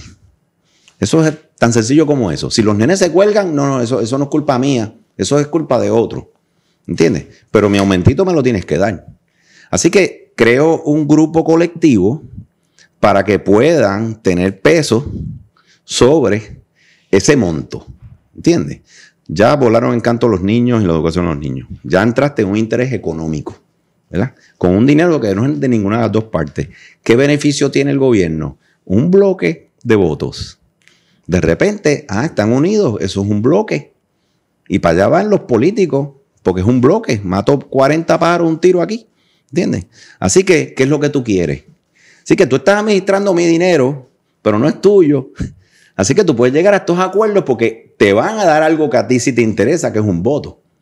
Y ellos van a recibir, y se empieza a crear el quid pro quo entre la unión y el que administra el dinero. Los elementos gerenciales, los elementos que producen desempeño, eficiencia, productividad, ¿verdad? No existen en ese mundo, porque esos usualmente tienen amarrados a ellos unas consecuencias hacia las personas cuando no cumplen. Aquí no hay consecuencias si tú no cumples. Así que de repente tienes este bloque de intercambio y eso va a crecer y va a crecer y va a coger una vida propia. ¿Y quién puede meter manos ahí después para hacer algo? Si faltas 3 veces te despido. ¿Qué? ¿Cómo? La métrica esa del dedito se dañó. Va a estar dañada toda la semana. ¿Qué es lo que pasa? No puedes ni crear elementos de medición para hacer a la gente consecuente. Nada. O sea, y de repente el propósito de ser, que es educar a los niños, no está en la ecuación por ningún lado. O sea, cuán bien se educan, cuál desempeño obtienen, no entra en ese modelo, en ese proceso para dar una retroalimentación y que haya unos cambios o que haya unas consecuencias. Entonces, añádele a esa ecuación que tiene lo que le llamamos el gobierno permanente. Claro. Atornillado. Exacto. Sí, esa es la costra. Que entran al proceso. ¿Para dónde tú vas? Llega el gobernador. ¿Para dónde tú vas? Y eso está ahí. Cero meritocracia. Y eso es lo que está engrasando el sistema. Mira, cuando pasó el huracán, vinieron los federales. Yo me acuerdo que fueron a mi oficina como 3 veces. Porque yo fui bien vocal. Y yo le dije, miren, esto es ingeniería 101. Un proceso que es estructura, sistema y proceso. Tú le metes 100 y tú debes sacar 110, 115, tú debes sacar más. Y eso es lo que le medimos como el yield. ¿Cuál es el yield de ese sistema? Aquí, tú entrabas 100 y sacabas 10. O sea, tu sistema estaba. Y ahora tú le quieres meter 1000 o 10,000. Y tú no vas a sacar 12 ni 15. Tú vas a sacar 5 o 4 porque lo trancaste. ¿Entiendes? Y eso es exactamente lo que está pasando con los fondos federales y todo este mundo de educación. Es exactamente eso. Tú no puedes... el dinero no es lo que te lo va a resolver. Ni meter más consultores y más asesores. Tienes una costra ahí que es un animal que está luchando por su sobrevivencia. ¿Entiendes? Y él creó unos mecanismos de defensa bestiales. El huracán le metió tremendo jabaqueón a todo eso. Pero ¿qué hizo el sistema? Rápido busca sobrevivir. Y son un montón de gente que están dependiendo de eso, comiendo de eso, guiando su carro de lujo y su lancha de eso. O sea, ellos van a luchar por volver a construir ese Frankenstein. ¿Me entiendes? Y si no hay elementos como los que se hicieron del reembolso si tú no empiezas a poner esos elementos estrictos, cogen ese dinero para crecer el monstruo. El monstruo que yo creía que estaba bastante ahorcadito antes del 2017, lo tenían bastante apretadito, pero llegaron esos fondos y le dio la vida al monstruo. Y él se va a autodefender. Esa es la naturaleza de la corrupción y la naturaleza de los sistemas que están ahí para poder vivir. Yo lo que digo es que de los fondos federales que hemos recibido, lo que ha causado... vamos a llamarle confusión dentro de lo que puede ser un proceso de reconstrucción. Es todo el insumo que llegó del COVID. Y me te voy a explicar. Los fondos de reconstrucción llegaron con 1000 restricciones. Bueno, tan era así que nosotros había un argumento que decía que quizás no lo íbamos a poder ni utilizar de tanta restricción que había. Y por ejemplo, yo tengo este alcalde que un día se reúne conmigo y me dice, mira, Carlos, aquí no va a haber una gota de corrupción. Y yo le digo, ay, sí, porque usted dice eso. Mira, bueno, Carlos, me han auditado 3 veces y no tengo un peso. O sea, todavía no me han dado un peso. Ya tengo 3 auditorías federales de FEMA y de vivienda. Me han venido a ver el municipio. Y entonces, y yo lo que le digo, bueno, posiblemente lo que están viendo es asegurarse que usted tiene la capacidad de poder... Esto pasa en SBA, no sé si sabes que SBA es bien difícil poder dar dinero en Puerto Rico. Porque los empresarios en Puerto Rico, los pequeños negocios, no tienen el due diligence que te pide el gobierno federal. O sea, yo lo sé porque yo creo en una industria altamente competitiva y yo sabía lo que esa gente te requiere para poder cualificarte como vendor. Y aquí yo le doy mentoría a muchos y no tienen esa robustez, no existe esa profundidad. ¿Entiendes? Y el gobierno federal, yo me imagino que no es lo mío. Yo me acuerdo que fui a Houston cuando el huracán, tuve que ir a Houston, que había pasado por un huracán. Harvey. Y aquello estaba, mira. Y yo le decía, mira, o sea, cuando tú tienes un sistema y un proceso que tiene un yield de 110, 115, métele el doble y sacas el doble. Digo, y aquí ellos estaban pensando, y tú no puedes pensar que tú tienes un sistema allí que opera de lo más bien y que fluye chévere con 2. O sea, tiene el carrito que tiene el retrovisor medio guindando, pero mira, no. Aquí está en una carreta con 2 ponis al frente, ¿verdad? Y uno se le partió el tobillo y el látigo con que tú le metes a se te desbarató. Yo creo que el hecho de que hayamos recibido tantos fondos de COVID, creo que puso a Puerto Rico, o sea, es que fue, primero que eran irrestrictos, no había... Sí, no, no había, directo a la gente. Exacto. Y pegaron, eso pegó a correr como... Eso es, volvimos, esa es la anestesia más obvia de que a través del sufrimiento es que se hace el individuo y a través del sufrimiento es que se hacen las sociedades. Y esas restricciones de tengo que poner esto, pues mira, te hace mejor. Como yo siempre he dicho, ser un vendor de Walmart o de Home Depot te hace mejor empresa porque ellos te van a exigir unas cosas que pocos las aguantan. Pero tú vas a tener unos sistemas y unos procesos de clase mundial, ¿entiendes? Y te hace mejor suplidor. Pues yo pienso que esas restricciones en Recovery Fund iban a hacer a Puerto Rico un mejor gobierno para beneficio de todo el mundo. ¿verdad? Especialmente si ellos te dan la mano en los sistemas y procesos, que es mi crítica más grande. Mándame los duritos de los sistemas y procesos y los sentamos aquí, aunque tenga 2 atornillados, pero si es cosas tecnológicas y eso, no, quizás no se molestan tanto. Pero cuando llega el dinero de COVID, le llega a la gente. Sí. Así que la gente que tiene el dolor, recuérdate los sensores, ¿verdad? Los políticos están recibiendo estos sensores. Esos sensores que estaban mandando señales de todo, de repente, están todos en verde. Tantos nítidos, con su Ford Track, su Hayabusa o la cosa, y los empresarios vendiendo. Estamos todo bien. Aquí está todo filetón. Pero es falso. Es una burbuja. Es artificial. Sí. No es valor que creamos por nuestra innovación, por nuestro talento, por nuestra creatividad, por nuevas empresas. Digo, y que de otra impactó a la inflación de una manera brutal que hoy día la estamos viviendo. Exacto. La gente se fue, mucha gente se fue porque no pueden pagar eso. Si lo voy a pagar, quiero mejor calidad. Pero la gente no entendía. Puerto Rico, al no tener manejo de la moneda, o sea, no tener política monetaria, o sea, no entiende. Subieron los precios, está bien, pero tengo chavos ahí. Pero mira, tú estás ganando menos que lo que ganabas antes porque todo cuesta mucho más. O sea, el dólar, lo que tú tenías $1 antes, ahora es 80 chavos.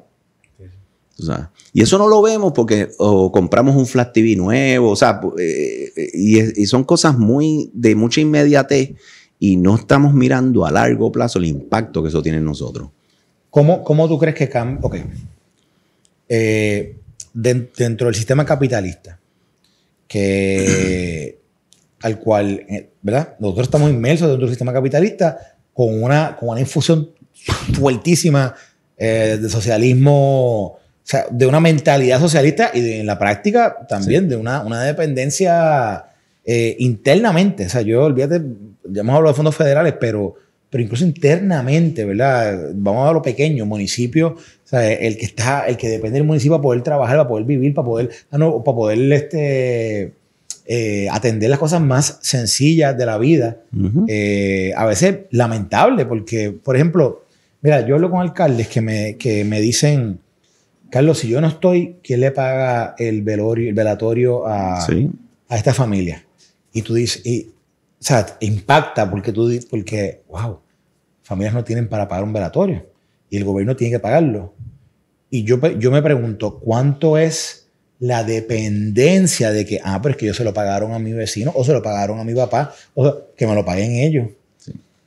Y es generacional, porque ya vas por la segunda, tercera generación pidiendo el pago del velatorio. Pero ¿cuánto es la dependencia y cuánto es que, ¿verdad? Uno quizás puede tener quizás necesita una ayuda, vamos a buscarla, pero realmente el municipio debería existir para hacer ese tipo de pago. Sí, primero que nada, eso es hasta ilegal, constitucionalmente hablando, porque un gobierno no puede estar usando el dinero del pueblo para estar dándole beneficios a individuos en particular, especialmente si no están capturados en nuestra Constitución, ¿verdad? Así que lo que te acabo de decir ahí es revelador. ¿Por qué? Porque no hemos cambiado el mindset, la mente de que el gobierno, ese no es su función. Pero el gobierno se va a asegurar de que el talento que tú tengas siendo pintor, cocinando alcapurrias, cambiando goma, pintando casa, no te va a meter la licencia ocupacional, ni que tienes que ir a permisos en San Juan 20 veces. O sea, el gobierno tiene que salirse del medio para que tú puedas florecer y con ese florecimiento tú vas a pegar tu velatorio. Obviamente tenemos que tener una transición porque llevamos todas estas décadas generacionalmente con esa dependencia, pero la mentalidad tiene que estar ahí. No está ahí. No está ahí. Yo empezaría por lo privado. Yo siempre he dicho, el sector privado hay que privatizarlo. Explica eso. Porque aquí el sector privado para crear valor está siempre pendiente del gobierno. O sea, mira, no, es más, yo gobierno, tú no puedes hacer más de 30% de tus ventas o 20% de tus ventas con el gobierno. Lo demás lo tienes que hacer en el sector privado. O sea, pero hay gente que todo lo que dependen es del gobierno. Y tú no vas a tener empresas sostenibles si están dependiendo del fondo público, que de allá hablamos, que no es sostenible para la creación de valor, y tienes que enfocarte en la inversión privada. Así que, ¿cómo tú le dices al gobierno, al sector privado, no puedes depender de mí? Te estoy hablando ahí de compra. El otro elemento es el subsidio corporativo. Aquí todo el mundo con su decreto. O sea, yo lo que pinto es casa, dame un decreto. Entonces, obviamente, Si lo tengo ahorcado con leyes laborales, con todo lo que le tengo, el jiu-jitsu que le tengo trancado, pues le tengo que decir a él, tráeme el Gatorade y dale Gatorade para que no se me ahogue. ¿Entiendes? Pero no hace ningún sentido. Salte el medio, tú me vas a pagar el 30%, el 24%, el 23% de impuestos, ¿verdad? Y yo te creo unos sistemas y unos procesos que tú vas a fluir por ahí como todos hijos vecinos y van a competir de uno a uno y que gane el mejor. Y eso es lo que va a beneficiar al señor que quiere vender las alcapurrias para poder pagar el velorio. ¿Entiendes? Pero eso no está ocurriendo. Tienes el sistema trancado por todos lados. Así que yo empezaría destrancando eso con un cambio de mentalidad. Miren, no podemos estar subsidiándolo aquí todo. Bueno, llaman por los médicos, hablaron hasta los ingenieros que le iban a dar 4. ¿Qué es eso? Ahora que van a extender la ley a 38 años para el empresario, ¿qué es eso? 41, creo. Primero que nada, tú pagas impuestos después que ganas dinero. Tú lo pagas después que tú ganas dinero. Así que, o sea, si no puedes ganar dinero, ¿de qué le sirve que le bajes los impuestos? Y no puedes ganar dinero porque le tienes el jiu-jitsu montado. O sea que destranca, deja que la gente florezca. Tú no te puedes tardar 6 meses para montar tu negocio. O sea, tú no puedes trabajar desde tu casa y no poder tener permiso hasta que no llegue un bombero y chequee que tienes un extintor. O sea, tú no puedes para cortar pelo tener que tener unos requisitos, o sea, de 3 años para ir con licencia y educación. O sea, tú no, o sea, si para hacer un evento tienes que tener una licencia para todo. Aquí licencia de permiso y licencia de ocupacional es descomunal. Nosotros tenemos 13 licencias que no tiene nadie en los Estados Unidos, nadie. Que somos los más ricos, Dubái. Bueno, se supone que fuéramos Dubái si hiciéramos las cosas bien. Ajá. Pero tienes que destrancar el potencial humano. Y de nuevo, lo quiero llevar al punto. Perdona que vuelva de nuevo a esto, pero desde el aspecto filosófico, ideológico, ¿dónde está la izquierda ahí? En el gobierno dándolo todo, el gobierno metiéndose. O sea, de nuevo, los cuatro pruebitas, bien fácil. Estos son filtritos bien fácil. Alto control de los activos de producción. Energía eléctrica, autoridad, carretera, puerto. Es más, ¿qué activo significativo de producción no controlaba aquí el gobierno? Ahora Estados Unidos tuvo que decir, mira, tienes que salir de pero si no se quedaba en esa teta pegado. Sí. Y lo que hay debajo de eso es un nido o sea, que sí, no. Eso era, o sea, bueno, no hay peor testamento a lo que es el desastre corporativo, pero público. Público, ¿qué es eso? ¿Qué es eso? Pero ese control de los activos de producción ha sido siempre del gobierno, nunca ha sido privado. Telefónicas, navieras, el gobierno es el que ha manejado los activos de producción. Uno, tenemos jefe. Ese estamos entre comunismo y socialismo. Ese estamos bien a la izquierda. O sea, Alexandre Ocasio-Cortez y un poquito más para allá. Ni Bernie Sanders ni ellos sí están como eso. O sea, tener todos los activos de producción en el gobierno. Segundo, alta intervención en el sector privado y en la libre empresa. Nosotros estamos últimos entre las 82 ciudades más grandes de los Estados Unidos en la facilidad de hacer negocios. Nosotros estamos 144 en participación laboral de 156 países. O sea, nosotros tenemos la intervención de permisos más grande que se haya estudiado. O sea, lo que pasa aquí con los permisos no pasa en ningún país de Latinoamérica ni en los Estados Unidos. Nosotros tenemos las licencias ocupacionales que no tiene nadie en el mundo, las hay aquí. La ley laboral de nosotros es mucho peor que la de Irlanda y mucho peor que la de España. Está casi a nivel de la de Italia. Que eso, te digo yo una cosa, que ellos era... Y nosotros estamos ahí. Eso es socialismo. Más los impuestos. Eso es socialismo, más los impuestos, que estamos número 1, al socialismo. Que de ahí vienen entonces los decretos. Te pongo una traba bien grande y ven aquí a pedir favores, que hacemos el intercambio. Pero ya el primero sacaste el socialismo comunismo, el segundo, que es alta intervención en el sector privado de la empresa, estamos en socialismo. Después te va para el alto control centralizado. ¿Qué agencia aquí es diversificada? Todo está en el gobierno. ¿Qué agencia principal es así por counties y condales y distritos? No, tú tienes, qué sé yo, tienes por ejemplo Recreación y Deporte, que está por sus distritos, pero ¿Cuántos empleados tiene?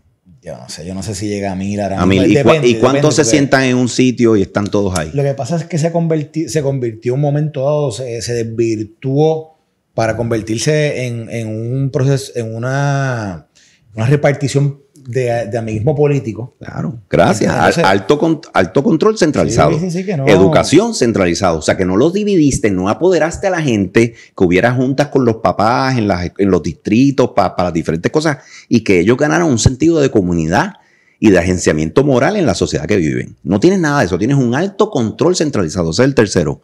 Socialismo. No teníamos ni socialdemócrata, socialismo. Y después viene a alta redistribución de la riqueza, el cuarto. La redistribución más grande per cápita de los Estados Unidos está aquí. Y de Latinoamérica ni hablar porque nadie tiene la riqueza que tenemos nosotros para repartirla. 60% de la gente no te trabaja que te puede trabajar. O sea que nosotros tenemos una redistribución de riqueza descomunal. ¿Cuánto tiempo llevamos con esto? 50, 60, 70. Redistribución de la riqueza, ponle entre socialdemócrata y social. Ahora, si hablan de neoliberalismo, ¿verdad? Hablan del neoliberalismo. ¿Qué es neo es nuevo. Wow. Liberalismo es liberalismo. ¿Cuál es el concepto del liberalismo? Que el gobierno se salía del medio y que dejaba que la gente fuera libre. Sí. O sea, que el gobierno va a dejar que el individuo sea libre y pueda florecer con unas reglas de juego igualitas para todos, con un Estado de Derecho donde se aplica todo igual, pero un gobierno limitado. Ese es el liberalismo. ¿Cuántos nosotros hemos vivido eso? Si nunca hemos vivido eso, ¿cómo ahora estamos haciendo neoliberalismo? Si nunca hemos tenido liberalismo. Es un disparate. O sea, entonces, pero es una palabrita chic para yo el socialista. Bueno, y para mí es para el ignorante. Sí, ya, pero, utilizarlo para cancelar el pensamiento distinto. Pero yo te estoy dando ahí explicación. Profesor Rivachol, le puedo escribir, que te lo diga. Dame los cuatro filtritos. Son estos 4 filtritos. Y cualquier lectura que tú haces económica, eso es lo que te dicen. Y Puerto Rico estamos a la izquierda heavy. Mira, ha habido ahora un movimiento organizado para los que promueven el capitalismo o los que promueven la producción de riqueza en Puerto Rico, de alguna manera insertarse en el proceso político para asegurarse, a través, ¿verdad?, de los diferentes mecanismos que el sistema provee, asegurarse que pueden impactar al electorado de una manera que le pueda decir, mira, si tú quieres un desarrollo económico para Puerto Rico, esta es la gente que tú debes apoyar. Si quieres un desarrollo económico para Puerto Rico, esta es la gente que tú no debes apoyar. Y de momento, aquí se ha creado... ¡Ay, Dios mío, qué histeria! Los capitalistas, los riquitos. Pues si tenían un monopolio del mercado de ideas. Tenían un monopolio del mercado de ideas. Y si te metías ahí, digo, yo no me metí ahí porque yo estaba ocupado creando el valor que estaba creando. Yo te envié a ti una foto de cosas de política. Después te voy a hablar de eso. Pero tú metes, esa gente tiene un monopolio. Y si te metes ahí, no. Porque ellos son liberales, yo no sé en qué. Porque tiene que ser su manera o ninguna. Y ahora te van a tirar con todo. Y fíjate que, por ejemplo, se crean estas nuevas... Yo digo que el movimiento... No es Black Lives Matter, pero los movimientos sociales en Estados Unidos repercuten aquí. Es que yo digo esto es como si fuese casi como un flujograma donde lo que pasa posiblemente quizás en Chile o en Argentina ¿verdad? Tiene un impacto en la región, impacta y hay yo le llamo, hay un pulpo que tiene muchos tentáculos y se mueve, ¿verdad? Por las comunicaciones y la tecnología se puede mover esos tentáculos a la misma vez en diferentes lugares. Y mientras había un funding para todo esto de Black Lives Matter y había funding para defund the police y ¿verdad? También comienza todo un funding para impactar comunidades hispanas, Puerto Rico siendo un mercado, una comunidad hispana dentro de Estados Unidos, y perpetuar o promover todas estas ideas también socialistas e identificar líderes que pudiesen entrar. De ahí viene Victoria Ciudadana. Sí. Al final del día, Victoria Ciudadana es una creación de las uniones. Sí. Es una creación de la SPT. Del SPT, su super PAC. Exactamente. Y Victoria Ciudadana hace toda una campaña política supuestamente fondeada exclusivamente por la Unión. O sea, que eso está... Y un acuerdo por escrito, que yo lo leí, recuérdate, yo no sabía lo que era. O sea, yo lo estoy viendo, yo no soy político de esto, o sea, yo lo estoy viendo con puro razón. Un documento por escrito, es más, en mi industria, si ya yo hago eso, me mandan cerrar la compañía. O sea, es que ningún cliente me contrata. Pero hay un documento por escrito acordando que si él gana, lo que le va a dar a ellos, del dinero del pueblo. ¿Cómo eso no es ilegal? Yo lo leí, que no soy abogado, ni sé de esas palabras de Domingo, no sé mucho. Y yo le digo, pero esto es ilegal. Esto no es permitido. Y hasta así de fresco fue eso. Y entonces, de momento, ellos ven que se forma este grupo y organizado en ley. Yep. Y con transparente, y un propósito claro. Y tú estás viendo quiénes están allí, no está escondido. Nada está escondido ahí. Entonces, de momento, se vilifica a tal punto que mira a esta gente. Y entonces, y obviamente, el victim card, ¿verdad? La víctima, la tarjeta de victimización, porque se les señala.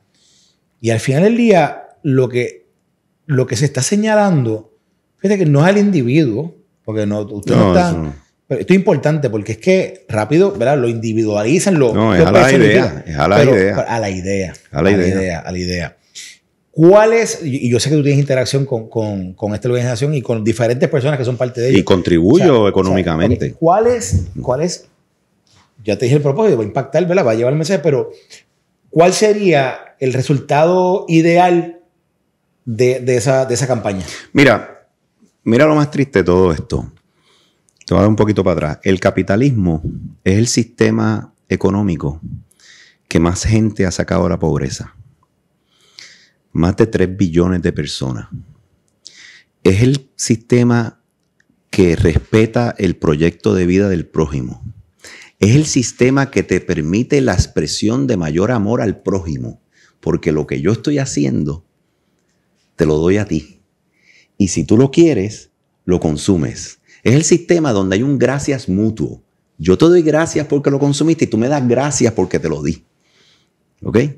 No hay sistema como el socialismo, no tiene nada de eso. Ni los que son dirigidos de arriba hacia abajo. ¿Verdad? Es un sistema, el mejor sistema manejando el ambiente, es el mejor sistema en todo. ¿Verdad? Entonces, yo lo que no entiendo es cómo si es un sistema tan valioso para todo el mundo, esta gente de izquierda, ellos no saben lo que están haciendo, pero ellos lo que hacen con su sistema es que no más gente pueda gozar de eso. Que unos pocos sean los únicos que se beneficien de eso. ¿Me entiendes? Así que lo que esto busca es cómo le damos la oportunidad a todos. Y ciertamente hay unas personas que tienen más recursos. No solo capital social, capital económico, conocimiento, redes. ¿Y de qué manera tú pones esa disposición para que todo el mundo lo pueda disfrutar? ¿Verdad? Ese sistema, si se logra por primera vez, empieza a crear una narrativa, un diálogo sobre las normas sociales y económicas en las que vivimos. Especialmente, en este caso, es solamente económico. ¿Cuáles son las normas económicas por las que nos vamos a regir? ¿Entiendes? En Puerto Rico ese debate a nivel político no lo hay. Es todos los estatus y eso. Pero cuando tú has tenido un debate aquí, vamos a hacer un debate de libertad económica. ¿Cuál es la libertad económica? ¿Cuál es la intervención necesaria del gobierno y cuál es la intervención innecesaria del gobierno? ¿Ah? ¿Y cuál es libre mercado y cuándo no es libre mercado? Eso nunca lo ha tenido que enfrentar un gobernante, un político, ninguno, ni el legislador. Así que como el gobierno tiene el monopolio de la opresión, ellos crean estas historietas de justicia social y mira, no hay sistema más justo socialmente que el capitalismo. Y no lo digo yo, lo dicen los datos. ¿Entiendes? Porque es el que respeta el proyecto de vida que la gente, y que si la gente quiere hacer algo, lo puede hacer. ¿Y cómo tú educas o cómo tú llevas un mensaje cuando llevamos aquí hablando de que tenemos una tradición? Tienes desde Tocqueville, desde 1898 para acá, todo lo que ha venido es socialismo, porque Tocqueville, ese es el proyecto más grande del socialdemócrata de los Estados Unidos. O sea, dale las cosas a la gente y el gobierno es el que le provee todo, ¿verdad? De ahí sale la palabra mantengo, ¿verdad? ¿Qué ocurre? Vienes de eso y después se te monta esta izquierda socialista, te ocupan el mercado de ideas lleno de disparate y están ahí 30 a 35 años. Y los políticos responden a eso porque son los únicos que están ocupando el mercado de ideas. ¿Entiendes? Bueno, pero los únicos que ocuparon ese espacio, ¿por qué? Porque el que está trabajando, siendo productivo, siendo responsable con su familia, no se va a meter en esa chapucería. Tú dijiste un comentario en las redes sobre el tema de la 154 en Puerto Rico, que para los que no saben, la 154 fue un proyecto de ley que se pasó en Puerto Rico para cobrarle una tasa contributiva adicional a las empresas foráneas que estaban en Puerto Rico y que esa tasa contributiva iba a ser exenta a nivel federal. Eso vino después. Pero fue a través de un ruling que hizo el IRS. Pero vino después. Vino después, ok. Vino después. Está bien, tú pasaste la ley y eso se logró gracias a esa industria que hicieron el lobbying. El cuento que se vendió en Puerto Rico es otro. Pero interesante porque en el comentario que tú haces, tú dices, y esto pasa bajo un gobernador que es de centro, ¿verdad? Centro derecha, Fortunio. Pero se proyectaba como el mal, vamos a decirlo, como lo diría por allá, el neoliberal. No, para los socialistas ahora me doy cuenta yo que eso es un anarquista, ¿verdad? Pero imagínate qué evidencia más clara que con él, que es la persona, yo entendería ahora que miro para atrás, yo no entendí un pepino cuando, ¿verdad? No sabía de estas cosas antes, pero cuando la política de él, tú la puedes ver ahora como una política de centro derecha en sus mensajes, ¿verdad? Pero en la ejecución, ellos hicieron cosas de socialismo y de socialdemócrata. Y esa ley es un ejemplo de un impuesto adicional en el único activo de actividad económica primaria que tienes en Puerto Rico de relevancia. Pero era el único que tenía dinero, así que tengo que hacerle el tumbe porque no tengo chavo. En vez de decirle a la gente, lo que haría de verdad a la derecha es, miren, lo que está haciendo mi ley, hay que apretarse el cinturón y la vamos a pasar mal. O sea, agárrense, que lo que viene es rough de verdad. Y quizás hizo más que los otros, porque ¿verdad? Hubo varias cosas que hicieron, pero en esa ley como tal, esa ley es un ejemplo claro de lo que es el socialdemócrata. A mí siempre más impuestos para el rico, que pague más todavía, y ya cuadre caja. A mí de esa época siempre me es interesante, ¿verdad? Que por un lado había una filosofía, por lo menos en la narrativa, de que era centro-derecha o de derecha, y de que estaba en contra del gasto público, pero sin embargo los préstamos que se tomaron en ese momento para mí son... Es que es una mezcolanza, quizás socialmente tienen un más conservador, pero tiene una mezcla, ¿entiendes? Es más, yo estaba viviendo en Irlanda mayormente, porque tenía la oficina allí en pleno apogeo, y me acuerdo que en 2010 vino el Bowl de Irlanda. Irlanda, la gente te dirá, es socialista. Irlanda es socialista. Irlanda no es socialista, no. Irlanda es un capitalismo de libre mercado. ¿Qué ocurre? Tuvieron el housing bubble. Yo tenía a veces 20, 25 resúmenes en un día pidiéndome entrevistas. O sea, la gente le estaba pasando mal de verdad. Mal. Y el primer ministro sale, a propósito, porque Puerto Rico hizo lo que hizo, dijo, aquí no se van a tocar las foráneas y los invitamos a que vengan aquí a invertir. Lo demandó la Comunidad Europea por el 14%. Sí. Y tuvo que pagar. Pero él dijo, yo aquí no los voy a tocar. No los voy a tocar. Ellos son la actividad productiva de nosotros. ¿Y qué pasó? Pasaron 10 años. En los últimos 12 años hay 15 billones de dólares en plantas nuevas. Puerto Rico tiene 0. Porque es que tú no puedes con esa política pública. Es más, aquí es peor porque le dice foránea. Son estadounidenses. ¿Cómo van a ser foráneas? Que by the way, que quiero que sepa, cuando dirigí cuando estábamos en Prafe, cuando estaba en DC, o sea, para mí esto era una de las cosas que a mí me rompía la cabeza. Yo decía, mano, yo que no soy yo decía, pero como tú le vas a decir foráneas, eso es de estadounidense. Por eso, pero bueno, eso así fue que en un momento dado, o sea, back in the day, cuando dijeron, bueno, vamos a ayudar allí, vamos a hacerle un territorio foráneo en toda la parte contributiva para que podamos mandar para allá, ¿verdad? O sea, es que eso es la dicotomía de Puerto Rico, que es, si tú la miras, tú dices, ¿qué rayo es esto? Bueno, el mismo tema de la quiebra, de un momento se elimina la quiebra, el mismo tema de los 913. Aquí, en cada instancia histórica, política, o sea, las coyunturas políticas que se vivieron y lo que entendieron algunos que podían o no podían hacer con Puerto Rico, a mí me rompe el sistema. No hace sentido. No lo hace. Mira, te voy a dar un clip aquí que no lo digo públicamente, pero es bien interesante ese punto que tú dices. Yo, obviamente, como persona de negocio, yo tenía acceso a teléfonos de todos los gerentes generales en Puerto Rico, los CFO, los CMO, los vicepresidentes de operaciones. Los CTOs también. Yo bregaba con los CTOs. Sí, Dave Lewis, que era para mí. Sí. O sea, pero toda esa gente me conocía porque yo soy un suplidor de esas clientes y ellos... Tú te relacionas con ellos y los ves en actividades y tienen su teléfono y normal, es una relación normal. Meten el impuesto ese y me llama a Fortaleza, me llama a todo el mundo. ¿Qué tú estás haciendo? Porque yo era el vocal de la industria protestando de que esto no hace sentido, pero si esta persona es la que nos sacó de la pobreza, o sea, nos convertimos en el más rico, el income per cápita en el mundo por esta industria, es un ícono mundial. Como un sábado en la noche tú le sacas la alfombra debajo de la mesa así, o sea, eso tú no lo haces así en los negocios. Y me llama, y están the creme of the creme. Y uno de ellos, pues, es amigo mío, y le digo, mira, saco el teléfono. Digo, mira, menganito, no sabía quién era. Le leí los plan managers de Puerto Rico. Ni uno. Le dije, bueno, si te empiezo a decir los de inglés de allá afuera, me imagino que tampoco. Así mismo le dije a todos en la cara, ¿cómo si tú tienes una industria cuadrándote tu caja en Hacienda con 34% de tu colección, 8, ok, son tu figura clave en un país del que depende una sociedad, incluyendo envejecientes y niños y enfermos? ¿Cómo tú me vas a decir a mí que Jorge Rodríguez tiene todos esos teléfonos y tú no los tienes? Ahí te lo resumí. O sea, ¿cómo un gobierno no tiene intimidad con estas personas, conocimiento de estas personas, diálogo con estas personas?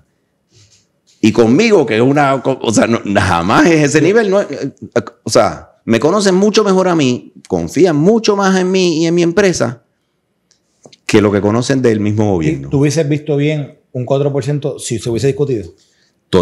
Te voy a decir más, y esto lo sé de buena tinta. Si el gobierno de Puerto Rico se hubiera sentado de frente con las compañías que llevan más de 60 años en este país, que los hijos de vicepresidentes y de presidentes nacieron aquí, se casaron con gente de aquí. Si el gobierno de Puerto Rico se hubiera sentado con las compañías que tienen el install base más grande fuera de Estados Unidos en el mundo, lo tienen aquí, y le hubiera dicho, tenemos un problema. ¿Cómo lo vamos a manejar? La historia en Puerto Rico hoy sería completamente diferente. Te apuesto que te dicen, te traemos este producto, te traemos este producto y te traemos este producto y vamos a hacer esto. Tenían los pipelines, tenían los pipelines más busy. La industria más rica del mundo. La industria más rica del mundo con los pipelines de productos más busy. O sea, eso es lo que hace una persona de negocio. ¿Cómo tú me vas a ayudar con este problema que tengo? ¿Entiendes? Y yo te garantizo a ti, y lo sé de buena tinta, que aquí hubiera venido productos y plantas nuevas sin pensarlo. Se hubieran sentado con el Departamento del Tesoro, la lobby más grande que hay en Washington de Pharma. Se hubieran sentado allí y dicen, esto hay que resolverlo. ¿Por qué? Porque esto es un issue de seguridad nacional. ¿Tú sabes quién produce más medicina en todos los Estados Unidos? Puerto Rico, 2 veces más que el próximo. Todavía. Esto no es los 12 más... productos que son como 14. Quien produce más medicina para el consumo en Estados Unidos es Puerto Rico. Yo me acuerdo un montón, se hablaba de un 75%. Nosotros producimos más del doble que el próximo, que es Indiana. Después viene Carolina del Norte, después viene California y New Jersey. Puerto Rico es un problema de seguridad nacional para los Estados Unidos. Tú me vas a decir a mí que si es una industria que lleva aquí todo el tiempo que lleva y que tiene un interés directo con Puerto Rico, que si tú no te sientas así y dices, mira, yo aquí no voy a hacer nada sin que lo discutamos, tengo la legislatura también a favor, así que podemos trabajar algo bien bueno. Es más, te digo más, la industria se podía parar al lado del gobernador y hacer un comunicado. Nos sentamos con la industria productiva y miren lo que logramos. Cuando pasó el COVID, cuando comenzó el proceso del COVID, yo estaba allá fuera de gobierno, Pero obviamente tenía, o sea, toda la gente que estaba en gobierno en aquel momento, toda mi contacto, me conocían. Y me llama uno de los cabilderos que teníamos allá en DC y me dice, mira, Carlos, quiero que sepas que hay una reunión en Casablanca en estos días. No sé si fue ese mismo día, ¿no? O sea, o el día antes, no me acuerdo. Pero Puerto Rico está en número 1, está dentro de las jurisdicciones número 1. Sí. Para nosotros hacer los procesos de prueba y de enviar vacunas. Clinical trials. Porque en Puerto Rico existe maquinaria y procesos que no existen en más ningún otro lugar. Sí. Y queremos, incluso necesitamos a alguien que nos averigüe. Me estaba hablando de una planta que ya no está, que estaba inoperante, pero que tenía unos equipos que eran necesarios para una prueba que ellos tenían que hacer. Y por eso Puerto Rico estaba en la primera lista, en los primeros de la lista. Mira unos datos bien interesantes que nos salen en la industria. A mí lo que me chocó en esto es que el gobierno no conociera tan íntimamente. Yo vengo de la industria, obvio, de 35 años, pero que el gobierno la desconociera tanto, me chocó. Aquí del 2002 al 2006 se invirtieron $4.5 billones en 5 plantas de biotecnología donde se estaba moviendo la industria. La segunda más grande del mundo, Carolina. Entonces, ¿qué ocurre? Cuando viene el FDA para aprobarlas, es la primera vez que en ese nivel de inversión, en un lugar territorial tan pequeño como Puerto Rico, todas aprobaron de la primera. Las 5 plantas llega al FDA y les da el stamp of approval de la primera. Eso es bien unheard of. Bien raro. Bien unheard of. O sea, eso nada más a los de allá que están soltando el billete dicen, esto es un lugar bueno para invertir. ¿Entiendes? Tienes una alta producción. ¿Cómo tú, con ese contexto, les vienes a hacer un tumbe sin decirles nada? Pero entonces, y ahora, casi despiden a general managers y a bufetes de abogados porque no lo sabían nadie. Nadie lo sabía. Bueno, te voy a contar una anécdota. Y con esto vamos a cerrar porque esta conversación la vamos a continuar. Claro. Se me están quedando demasiadas cosas, pero está bien buena la conversación. Mira, nosotros cuando en el 2017 gana Ricardo Rosselló y estábamos, la quiebra no había comenzado, promesa se había legislado, pero había una nueva administración en Casablanca y acababan de nombrar, te estoy hablando, la semana que nombraron al secretario del Tesoro, a Steve Mnuchin. Y cuando yo estoy hablando con mis consultores que están empezando a trabajar conmigo, algunos de ellos ni conocían bien el tema de Puerto Rico. Acuérdate que cuando llega Trump, esto es una anécdota rápida. Cuando tú diriges PRAFA, tú lo primero que haces es que tú haces un mapa conceptual de Washington. Y tú dices, ¿dónde Puerto Rico necesita tener presencia y pegada? Y tú dices, bueno, está el Ejecutivo. Y del Ejecutivo tú buscas las primeras 5 áreas donde tú tienes que estar fuerte allí, ¿verdad? Para que cuando se tomen decisiones, Puerto Rico está ahí. Tú dices, ok, ¿y quién me lleva allí? Ok, tú pones el Congreso. En el Congreso tú lo divides, Senado y Cámara. Y tú dices, ok, y en Senado y Cámara tienes 2 lados. Tú dices, obviamente viendo la realidad política del momento, tú tienes que decir dónde yo voy a poner mi mayor presión aquí en Cámara y donde pongo mi mayor presión también en Senado, pero donde también tengo mis aliados en el otro lado. Así que en ese mapa tú comienzas. ¿Qué pasa? Que cuando llega Trump y tú pones a Trump en Casablanca, la gente dice, ¿y a quién ponemos? ¿A quién buscamos? Porque nadie conocía a Trump el político.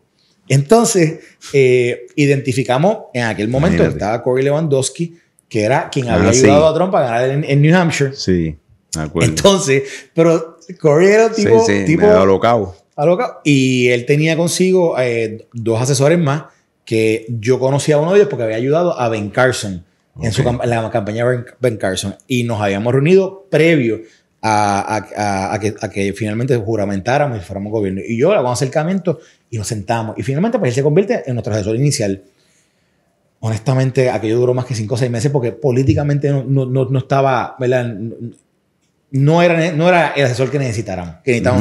Pero en aquel momento, él sí nos dio la entrada inmediata con Steve Mnuchin.